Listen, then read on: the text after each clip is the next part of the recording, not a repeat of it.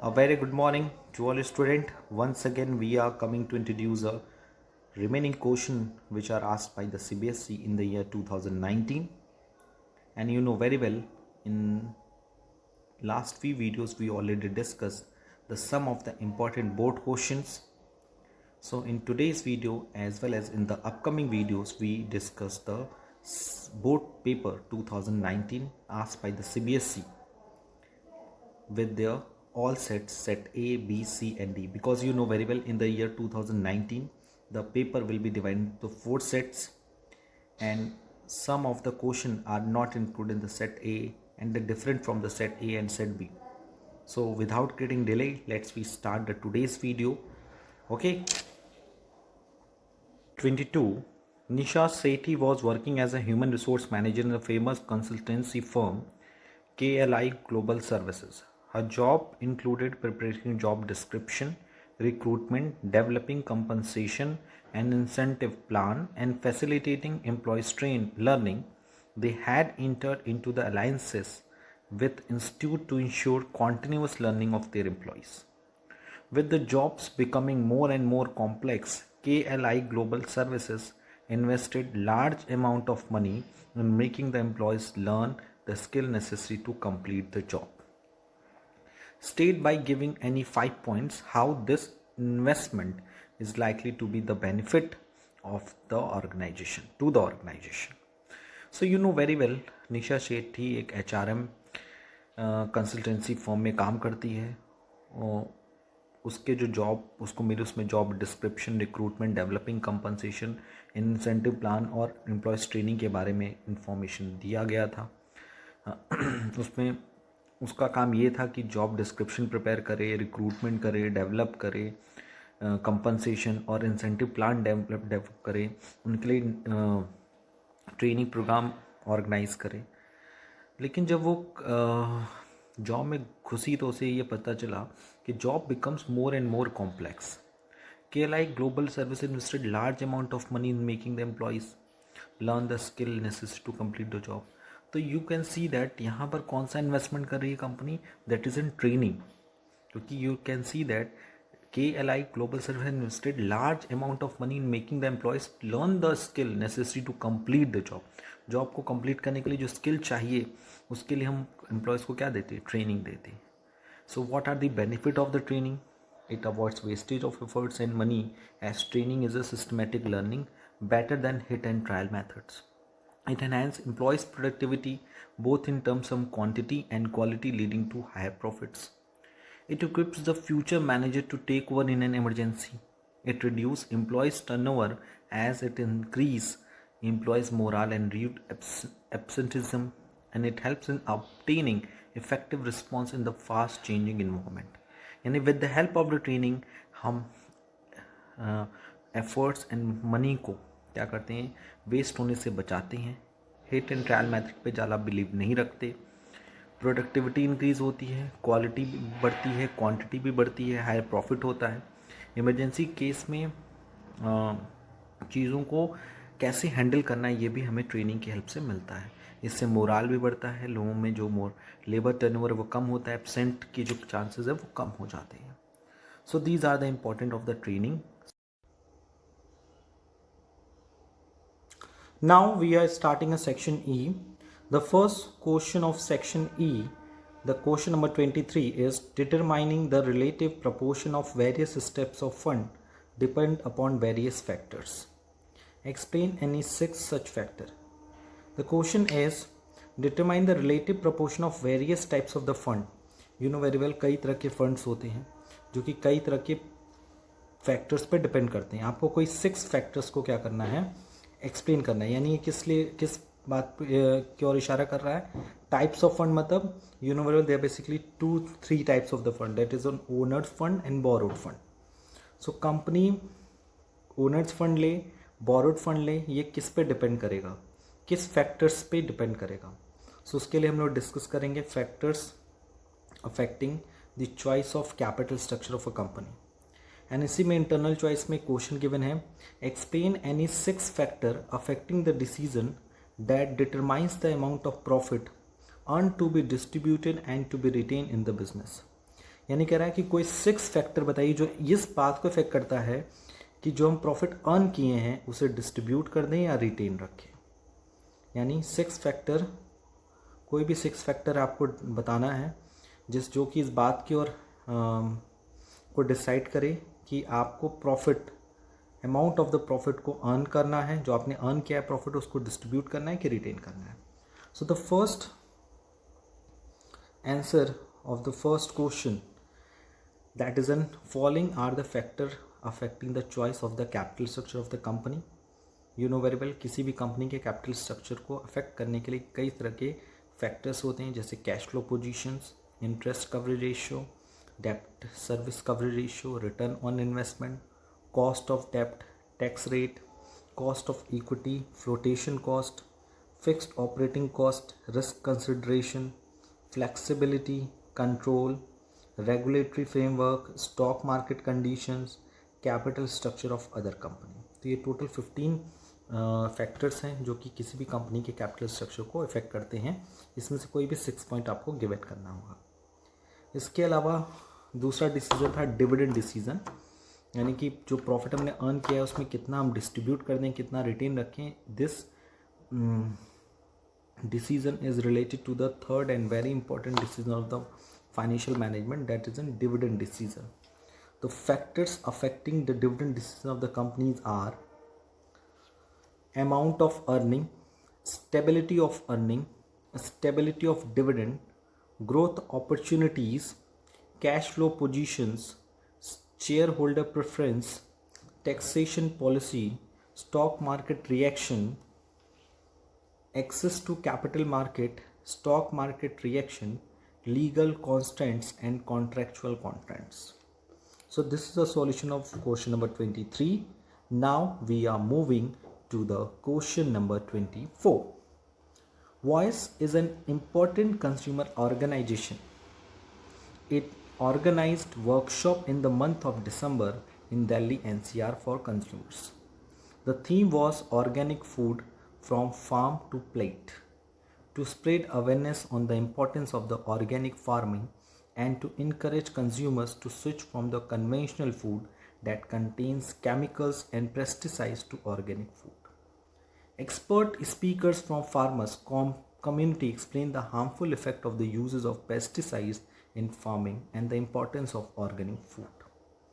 People were informed that the organization regularly tests the sample to detect adulteration like presence of heavy metals or pesticides. The result of the test are published in their monthly magazine Consumer Voice to make people aware of quality of different products. It also provides aid and legal advice to the consumer in seeking a remedy, state the function performed by the Consumer Voice for the protection and the promotion of consumer interest by quoting line from the above para. आपको ये बताना है कि ये जो voluntary association है जिसका नाम है वॉइस, क्योंकि ये वॉलेंट्री कंज्यूमर ऑर्गेनाइजेशन है, इसने कौन कौन सा फंक्शन परफॉर्म किया है, कौन कौन सा फंक्शन परफॉर्म किया है ताकि कंज्यूमर इंटरेस्ट प्रोटेक्ट हो और प्रमोट हो सके। सो पहला है इसमें educating the general public about consumer rights by organising training programme, seminar and workshop, यानी जनरल पब्लिक को एजुकेट करना about consumer rights by organizing training programs, seminar and workshop. The line is organize consumer workshop in the month of December in Delhi NCR on the theme of organic food from farm to plate as a part of its initiative to spread awareness on the importance of the organic farming. Second, इसने function perform किया है publishing periodicals and other publications to impart knowledge about consumer problems, legal reportings, reliefs available and other matter of interest. And line is related to this. The result of the test are published in their monthly magazine, Consumer Voice, to make people aware about the quality of different products. Third, carrying out comparative testing of consumer products in accredited laboratories to test relative qualities of competing brands and publishing the test result for the benefit of consumers. And the line is, peoples were informed that the organization regularly tests samples to detect adulteration like presence of heavy metals or pesticides. And number D, providing legal assistance to consumer by way of providing aid, legal advices in seeking legal remedy. इससे related line है, it also provide aid and legal advice to the consumer in seeking a remedy. Now we are moving to the question number 25, which having a 6 marks. Pratap Singh is a CEO of Nishar Enterprises. It is an automobile parts manufacturing company. The enterprise has a functional structure in which jobs of similar nature have been grouped together as production, finance, marketing, and human resource. Nisar Enterprises has its manufacturing unit in Manesar. The factory has been plagued with many problems for a long time, which was in the knowledge of production manager Varun Sharma. The worker had internal differences. Time and again, there were a misunderstanding between the management and the worker.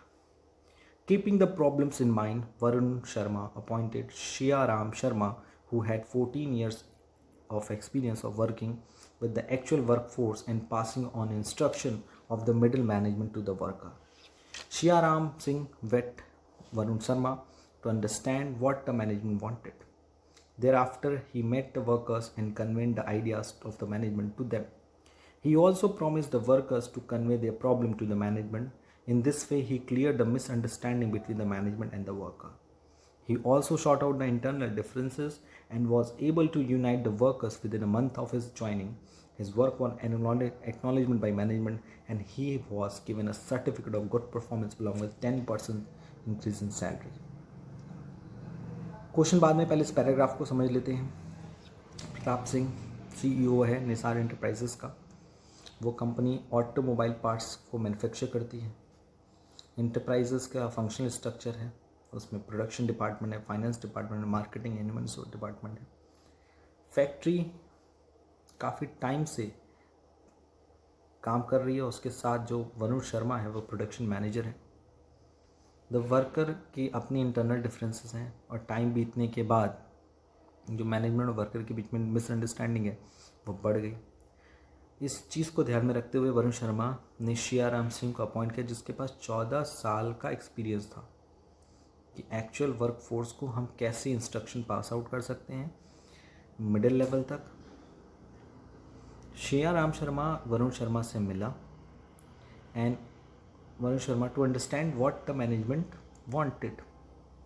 Thereafter he met with the worker और उसके बाद वो worker से मिला और ideas जो management के थे उसको कन्वे किया. उसने प्रॉमिस किया कि जो मैनेजमेंट की तरफ से प्रॉब्लम आ रही है उसको हम दूर करेंगे और इस वे में उसने सारी मिसअंडरस्टैंडिंग दूर की between the management and the worker. उसने सारे जो इंटरनल रेफरेंसेस थे उसे सॉर्ट आउट किए और वही अपनी ज्वाइनिंग के 1 मंथ के अंदर ही और इसके वर्क को एक्नॉलेजमेंट किया गया मैनेजमेंट के थ्रू और उसे गुड परफॉर्मेंस का सर्टिफिकेट मिला. उसे की सैलरी 10% बढ़ाई गई. अब क्वेश्चन क्या है?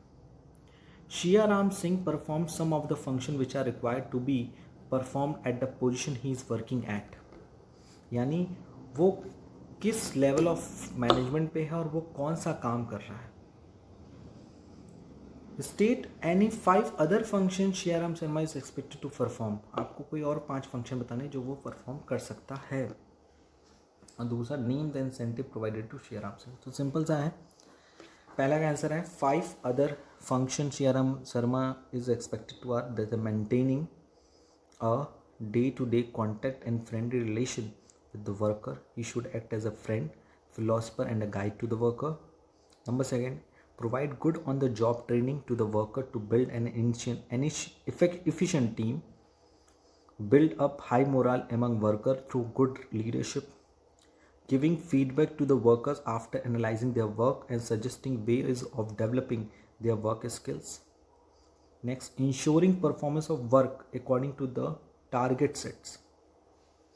Next, to oversee the efforts of the workforce to ensure that the quality of the output is maintained, minimized, and last is to ensure safety standard are maintained. और उसको कौन सा इंसेंटिव प्रोवाइड किया गया?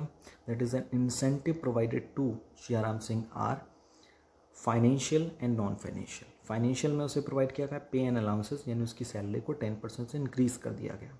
And non financial incentive में उसको provide किया गया employees part recognition programme.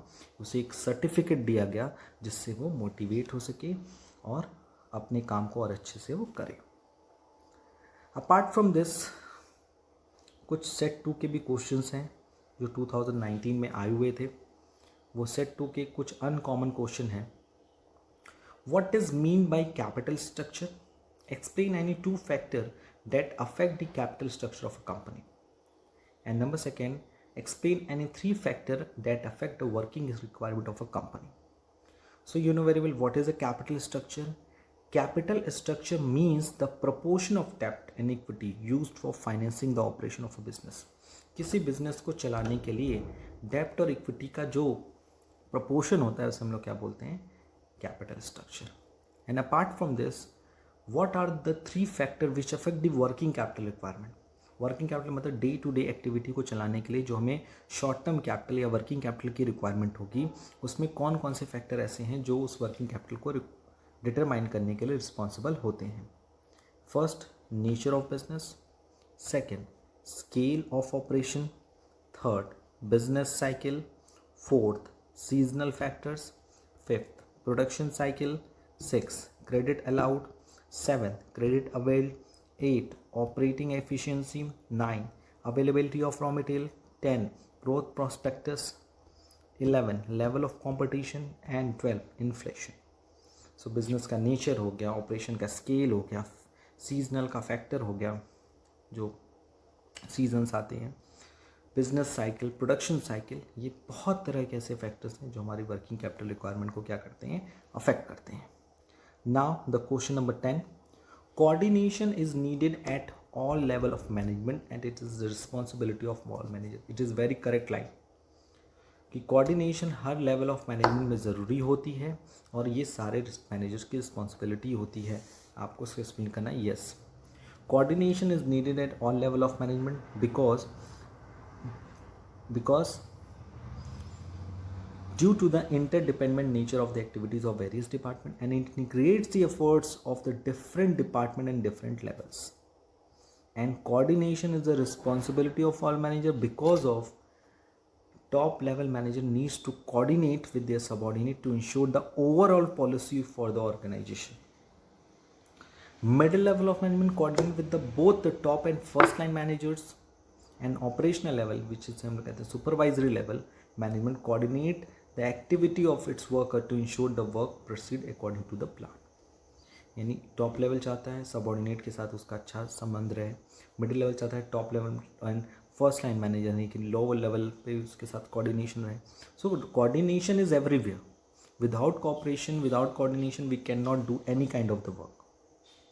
Okay, and इससे अपार्ट फ्रॉम दिस मैनेजमेंट की जो इंपॉर्टेंस है वो डे बाय डे बढ़ रही है. सो उसके 3 रीज़न देने थे. So the importance of management is helps in achieving group goals, increase efficiency, create a dynamic organisation, help in achieving personal objective, helps in development of society. The next question is question number 14. Give the meaning of informal organization. It state its any 3 advantages. And the number 2, what is mean by delegation? State any 3 points which highlight the importance of delegation in an organization. So what is informal organization? Informal organization is a network of the personal and social relations which emerges spontaneously from within the formal organization. As people associate with one another beyond their officially defined roles. It has no written rules, it floats in form and scope and does not have a fixed lines of communication. So what is informal organization? Informal organization एक ऐसा network है जिसमें हम personal and social relationship को express करते हैं और ये सारे रिलेशनशिप क्रिएट हो जाते हैं, बनाए नहीं जाते खुद से. इंटेंशनली नहीं बनाए जाते, अनइंटेंशनली बन जाते हैं और लोग अपने ऑफिशियल लेवल से भी ज़्यादा एक दूसरे के साथ इंटरेक्ट करते हैं, अपने आइडियाज़ को शेयर करते हैं। इसी में इंटरनल चॉइस में क्वेश्चन है, what is mean by delegation, state any 3 points which highlight the importance of delegation in our organisation. So what is delegation? In short way, we can say that delegation is the instrument of responsibility and authority to another and creation of the accountability of performance. Delegation एक ऐसा process है जिसमें काम को easily perform करने के लिए हम क्या करते, अपनी कुछ अथॉरिटी और रिस्पॉन्सिबिलिटी अपने सबॉर्डिनेट के साथ शेयर करते हैं। और इसकी कुछ इंपॉर्टेंट पॉइंट्स हैं जो उसको, इसकी इंपॉर्टेंस को डेलीगेट करते हैं। तो with the help of the delegation of the work we complete the work on time, workload will be reduced and specialisation will be increased. ये कुछ इंपॉर्टेंट इसकी इंपॉर्टेंस है।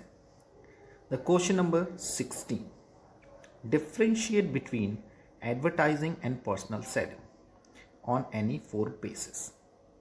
An internal choice में question is given, explain the following function of marketing, market planning and customer support services. So the difference between the advertising and personal selling is, it is an impersonal form of communication, whereas a personal selling is a personal form of communication. Number second, in an advertisement we involve a transmission of a standardized message, whereas in the personal selling we adjust the sales talk keeping in the view of the customer background and needs.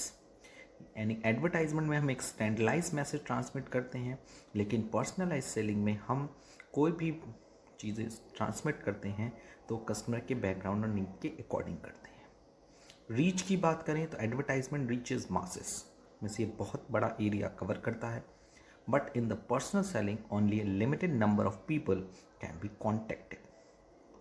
Number 4, cost. The cost per person is very low in the advertisement, whereas a personal selling, the cost per person is quite high.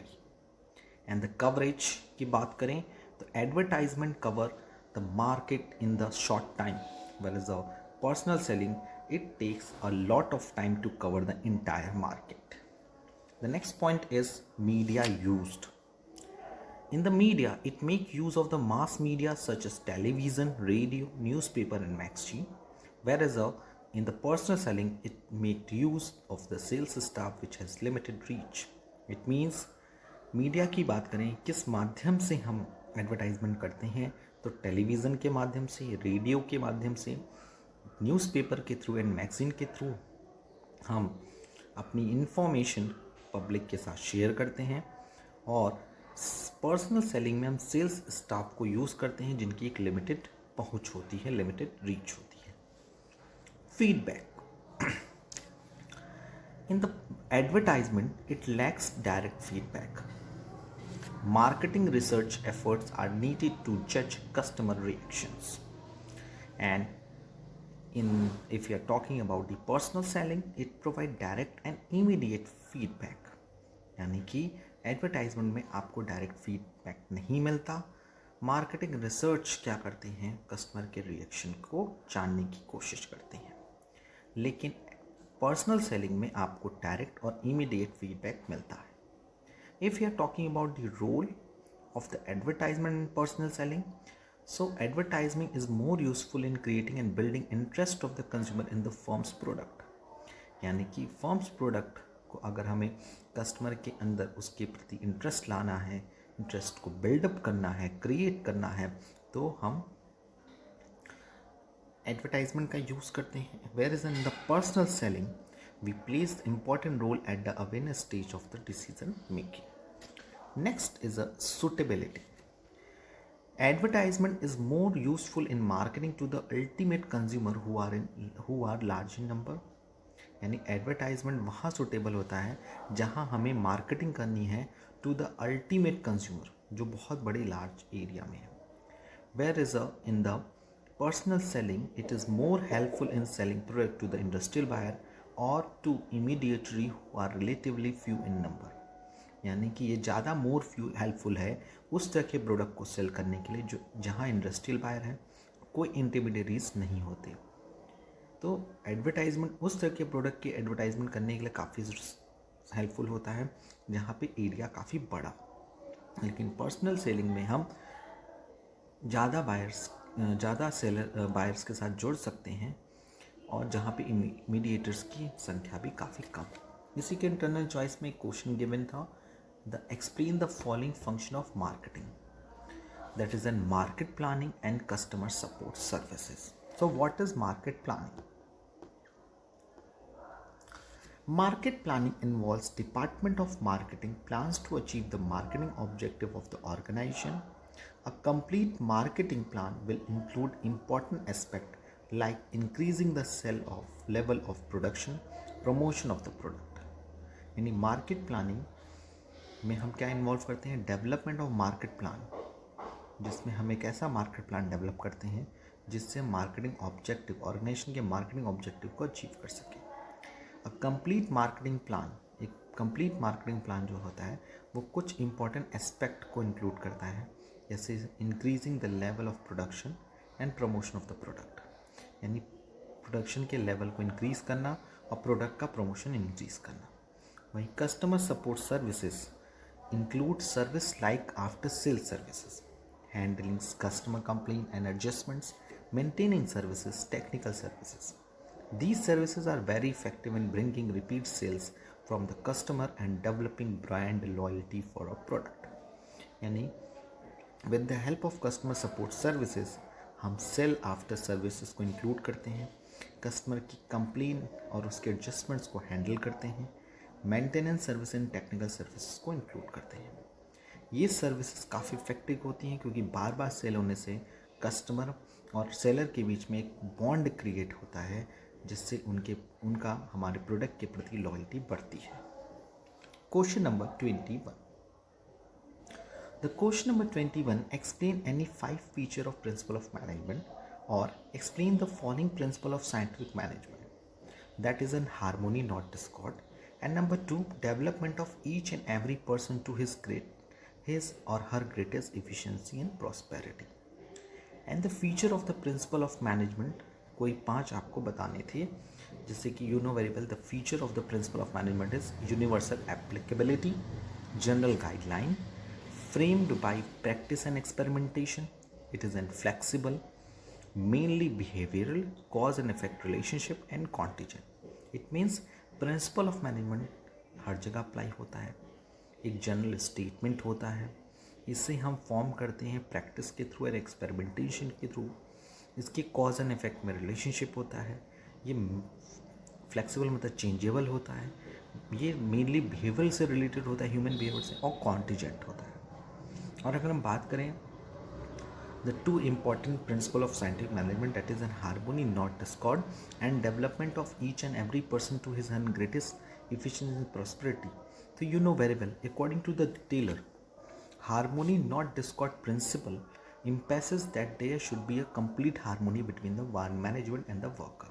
यानी management and worker के बीच में एक proper harmony होनी चाहिए, coordination होना चाहिए, उनके मन में मेंटल रेवोल्यूशन लाना बहुत ज़रूरी है ताकि दोनों की जो थिंकिंग है मैनेजमेंट वर्कर की वो एक दूसरे के प्रति पॉजिटिव रहे। ये बहुत इम्पॉर्टेंट बात है कि management should share gain of the company if any with the worker, and worker should work hard and be willing to embrace change for the good for the company. And the number 2, development of each and every person to his and her greatest efficiency. According to the Taylor, this principle is concerned with the efficiency of employees, which could be built in the right from the process of employee selection. The work assigned to the employees should suit their capabilities. They should be given the required training to increase their efficiency. उनको required training भी देनी ज़रूरी है ताकि उनकी efficiency बढ़े. Efficient employee would produce more and earn more. This will ensure their greatest efficiency and prosperity for both the companies and the workers. यानी efficiency बढ़ाने से क्या होता है, कंपनी की प्रॉस्पेरिटी तो होती है, साथ साथ वर्कर्स की भी होती है। ये कुछ इंपॉर्टेंट पॉइंट्स हैं। यानी अगर हम बात करें हार्मनी डॉट स्कॉट की, तो complete harmony between the management worker, यानी मेंटल रिवोल्यूशन आए, दोनों की थिंकिंग एक दूसरे के प्रति चेंज हो। Development of each and every person to his and her greatest efficiency का मतलब यहाँ पर होता है कि वर्कर्स की जो एफिशिएंसी वो इंक्रीज़ हो, उनको ट्रेनिंग मिले, उनका मोरल हाई हो, उनको मोटिवेट किया जाए और उनकी जो एफिशिएंसी इतनी ज़्यादा बढ़े ताकि वे प्रोडक्टिव काम करें, बिजनेस ग्रो करेगा तो ऑटोमेटिक वर्कर्स भी ग्रो करेंगे। Okay, so in today's video we discuss a lots of the important board question which asked in the year 2019. So in the next video we will discuss the remaining question. Thank you, take care, goodbye.